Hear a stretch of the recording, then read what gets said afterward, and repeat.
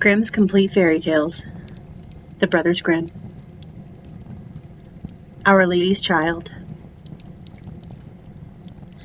Near a great forest dwelt a woodcutter with his wife, who had an only child, a little girl, 3 years old. They were so poor, however, that they no longer had daily bread, and did not know how to get food for her.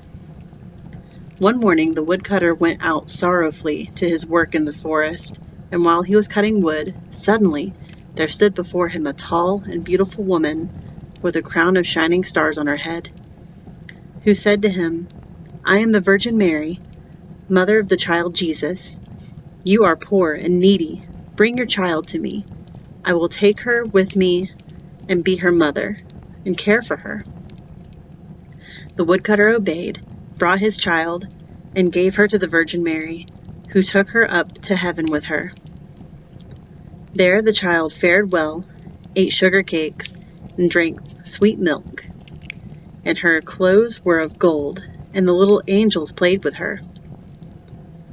When she was 14 years of age, the Virgin Mary called her one day and said, "Dear child, I am about to take a long journey, so take into your keeping the keys of the 13 doors of heaven. 12 of these you may open, and behold the glory which is within them. But the 13th, to which this little key belongs, is forbidden. Beware of opening it, or you will bring misery on yourself." The girl promised to be obedient, and when the Virgin Mary was gone, she began to examine the dwellings of the kingdom of heaven. Each day she opened one of them, until she had made the round of the 12. In each of them sat one of the apostles, in the midst of a great light, and she rejoiced in all the magnificence and splendor, and the little angels who always accompanied her rejoiced. Then the forbidden door alone remained, and she felt a great desire to know what would be hidden behind it, and said to the angels, "I will not quite open it. I will not go inside it, but I will unlock it so that we can just see a little through the opening." "Oh no," said the little angels. "That would be a sin. The Virgin Mary has forbidden it, and it might easily cause you unhappiness." Then she was silent, but the desire in her heart was not stilled, but gnawed there and tormented her, and let her have no rest. And once, when the angels had all gone out, she thought, "Now I am quite alone. I could peep in. If I do it, no one will ever know." She sought out the key, and when she got it in her hand, she put it in the lock. And when she put it in, she turned it round as well. Then the door sprang open. She saw there the Trinity sitting in fire and splendor. She stayed there a while and looked at everything in amazement. Then she touched the light a little with her finger, and her finger became quite golden. Immediately a great fear fell upon her. She shut the door violently and ran away. Her terror, too, would not quit her. Let her do what she might, and her heart beat continually and would not be still. The gold, too, stayed on her finger and would not go away, no matter how much she rubbed it and washed it. It was not long before the Virgin Mary came back from her journey. She called the girl before her and asked to have the keys of heaven back. When the maiden gave her the bunch, the Virgin looked into her eyes and said, "Have you not opened the 13th door also?" "No," she replied. Then she laid her hand on the girl's heart and felt how it beat, and saw right well that she had disobeyed her order and had opened the door. Then she said once again, "Are you certain that you have not done it?" "Yes," said the girl for the second time. Then she perceived the finger which had become golden from touching the fire of heaven, and saw that the child had sinned, and said for the third time, "Have you not done it?" "No," said the girl for the third time. Then said the Virgin Mary, "You have not obeyed me, and besides that you have lied. You are no longer worthy to be in heaven." Then the girl fell into a deep sleep, and when she awoke, she lay on the earth below in the midst of the wilderness. She wanted to cry out, but could bring no forth the sound. She sprang up and wanted to run away, but wherever she turned herself, she was continuously held back by thick hedges of thorns through which she could not break. In the desert in which she was imprisoned, there stood an old hollow tree, and this had to be her dwelling place. Into this she crept when night came, and there she slept. Here, too, she found a shelter from storm and rain, but it was a miserable life, and bitterly did she weep when she remembered how happy she had been in heaven, and how the angels had played with her. Roots and wild berries were her only food, and for these she searched as far as she could go. In the autumn, she picked up the fallen nuts and leaves and carried them into the hole. The nuts were her food in winter, and when snow and ice came, she crept among the leaves like a poor little animal, that she might not freeze.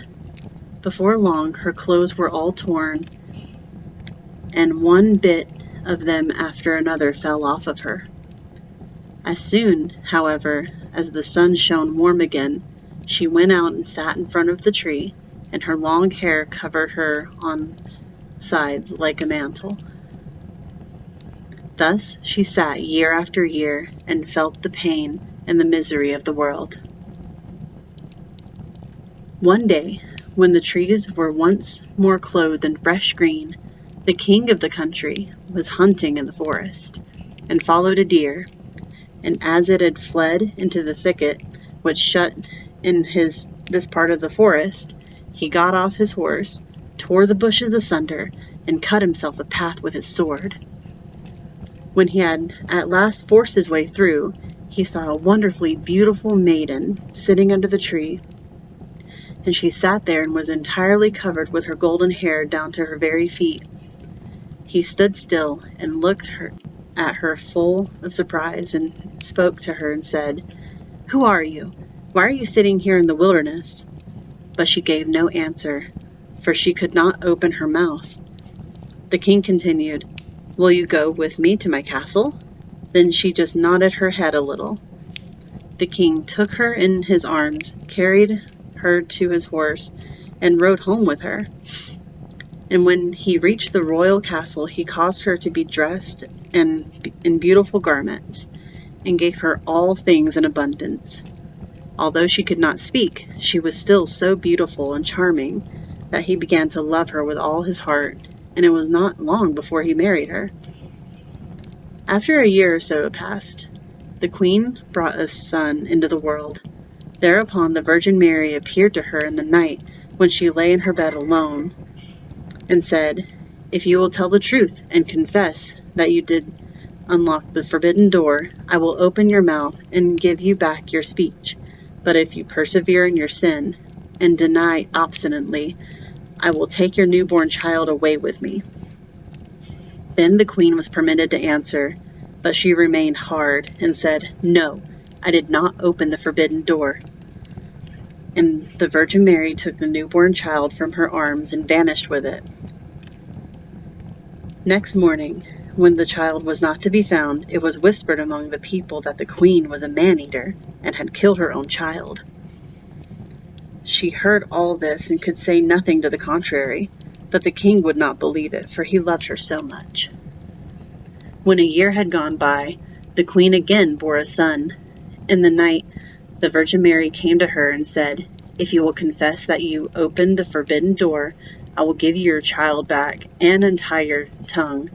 But if you continue in sin and deny it, I will take away with me this new child also." Then the queen said, "No, I did not open the forbidden door." And the Virgin took the child out of her arms and away with her to heaven. Next morning, when this child had also disappeared, the people declared quite loudly that the queen had devoured it. And the king's counselors demanded that she should be brought to justice.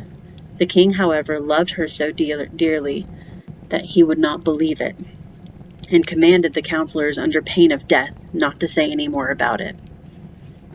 The following year, the queen gave birth to a beautiful little daughter, and for the third time, the Virgin Mary appeared to her in the night and said, "Follow me." She took the queen by the hand and led her to heaven, and showed her there her two eldest children, who smiled at her and were playing with the ball of the world.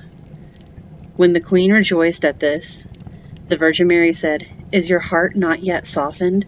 If you will own that you opened the forbidden door, I will give you back your two little sons." But for the third time the queen answered, "No, I did not open the forbidden door." Then the Virgin let her sink down to earth once more, and took from her likewise her third child. Next morning, when the loss was reported abroad, all the people cried loudly, "The queen is a man-eater! She must be judged!" And the king was no longer able to restrain his counselors. Thereupon a trial was held, and she could not answer and defend herself. She was condemned to be burned alive. The wood was got together, and when she was fast bound to the stake, the fire began to burn around her. The hard ice of pride melted. Her heart was moved by repentance, and she thought, "If I could but confess before my death that I opened the door." Then her voice came back to her, and she cried loudly, "Yes, Mary, I did it." And straightway rain fell from the sky and extinguished the flames of fire, and a light broke forth above her, and the Virgin Mary descended with the two little sons by her side, and the newborn daughter in her arms. She spoke kindly to her, and said, "He who repents his sin and acknowledges it is forgiven." Then she gave her the three children, untied her tongue, and granted her happiness for her whole life.